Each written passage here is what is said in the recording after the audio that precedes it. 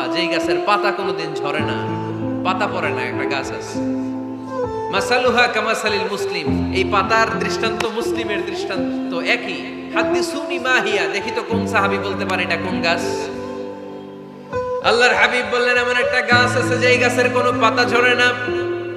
এই পাতার দৃষ্টান্ত, গাছের দৃষ্টান্ত, মুমিনের দৃষ্টান্ত একরকম। ফাহাদিসুনি মাহিয়া, কে আছো বলতে পারো এটা কোন গাছ? কেউ পারে না। সাহাবারা মনে করছে এটা মরুভূমির কোন একটা গাছ হবে। কেউ বাড়ির পাশে যে খেজুর গাছ আছে এটা খেয়াল করে নাই। সবাই চলে গেছে অন্য গাছের দিকে, ক্যাকটাস, গুলমলতা, মরুভূমির রেয়ার যে গাছগুলো আছে, দুর্লভ দুষ্প্রাপ্য গাছগুলো, তারা এক একজন একটার উপর নাম বলতে আরম্ভ করলো। আল্লাহ রাসূল সাল্লাল্লাহু আলাইহি ওয়াসাল্লাম বললেন হয় নাই। একজন বলে একটা, আল্লাহর হাবিব বললেন হয় নাই। সবশেষে কেউ যখন পারে না, আল্লাহ রাসূল সাল্লাল্লাহু আলাইহি ওয়াসাল্লাম বললেন ইন্নাহা নাখলা, এটা খেজুর গাছ। এটা কি গাছ? সবাই বলেন কি গাছ? খেজুর গাছ। কেউ পারে নাই। ওয়াজ শেষ, নসিহত শেষ, সবাই বাড়ি ফিরে যাচ্ছে।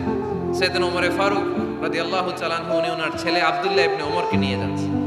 আব্দুল্লাহ ইবনে ওমর হঠাৎ করে বললেন, আব্বা, আল্লাহ রাসূল যখন জিজ্ঞেস করেছিল এটা কোন গাছ, আমি কিন্তু জানতাম এটা খেজুর গাছ। আমি কিন্তু জানতাম। ওমর ফারুক বললেন, বলো নাই কেন? আব্দুল্লাহ ইবনে ওমর বলেন, আব্বা, আপনি পারেন না, আমার চাচা আবু বকর পারে না, মুরব্বী সাহাবারা কেউ পারে না, আমি মাঝখান দিয়ে কেমনে বেয়াদবি করি? সুবহানাল্লাহ পড়বেন না? ওমর ফারুক বললেন, বলো কি? তুমি যদি আজকে বিশ্বনবীর সামনে উত্তরটা দিতে পারতা, আমার ছেলে উত্তর দিতে পেরেছে, এটা জেনে আমার বুকটা এত বড় হয়ে যেত। ও আব্দুল্লাহ, কেন তুমি বললা না?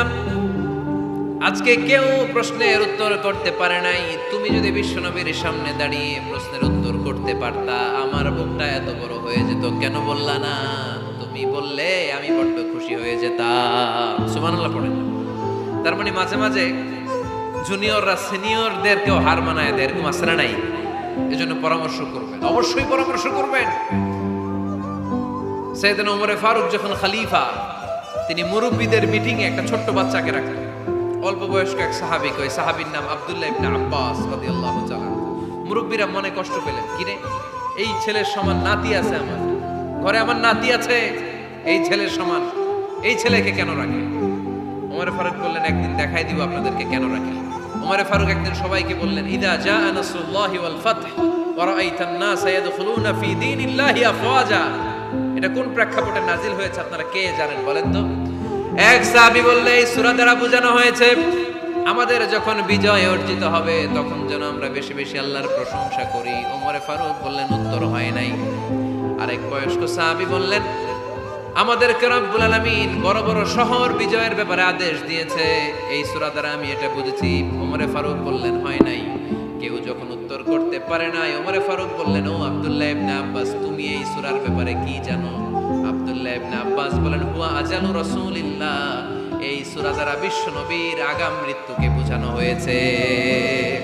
ইদা জাআ নাসরুল্লাহি ওয়াল ফাতহ, নবী হে, যখন বিজয় আসবে, আল্লাহর পক্ষ থেকে সাহায্য আসবে, ওয়ারাআইতান নাসা ইয়াদখুলুনা ফি দীনিল্লাহি আফওয়াজা, আপনি দেখবেন দলে দলে পানির মতো লোকজন কালিমার ছাতার নিচে প্রবেশ করতেছে। তো সবাই যখন কালিমা পড়ে মুসলমান হয়ে যাবে, সবাইকে মুসলমান বানানোই ছিল বিশ্বনবীর মিশন। মিশন যখন কমপ্লিট, নবী থাকার পৃথিবীতে আর দরকার নাই। এই সূরা দ্বারা আল্লাহ বুঝিয়েছেন বিশ্বনবী পৃথিবীতে আর বেশি দিন বেঁচে নাই। চিল্লায় বলেন ঠিক কিনা? ওমর ফারুক ডেকে বললেন, আব্দুল্লাহ, মারহাবা, মারহাবান বিকা ইয়া আব্দুল্লাহ ইবনে আব্বাস। ও আব্দুল্লাহ ইবনে আব্বাস, মাশাআল্লাহ, তাবারাকাল্লাহ। কেউ সঠিক উত্তর না দিতে পারলেও তুমি সঠিক উত্তর দিয়েছো। তুমি এই সূরার ব্যাপারে যতটুকু জানো আমিও জানি ততটুকু। পড়েন সুবহানাল্লাহ। তুমি সঠিক উত্তর দিয়েছো। এই হাদিসগুলো প্রমাণ করে মাঝে মাঝে জুনিয়ররা সিনিয়রদেরকেও হারিয়ে দেয়। চিল্লায় বলেন ঠিক কিনা? এজন্য মাঝে মাঝে বাচ্চা ছেলেদেরও পরামর্শের দরকার আছে না নাই? ঘরে সুখ নাই, শান্তি নাই, কারণ পরামর্শ করেন না তো। আব্বা আম্মার পরামর্শ নেন, স্ত্রীদের পরামর্শ নেন, ছেলে মেয়েদের পরামর্শ নেন। গুরুত্বপূর্ণ সিদ্ধান্ত নেওয়ার আগে পরামর্শ করে সিদ্ধান্তগুলো নেওয়ার দরকার আছে না নাই? পরামর্শ করে ফ্যামিলি মিটিং এ যদি আমরা সিদ্ধান্ত নেই, ওই সিদ্ধান্তে বরকত দিবে কে? আওয়াজ করে বলেন, ওই ঘরটারে বরকতময় করে কে?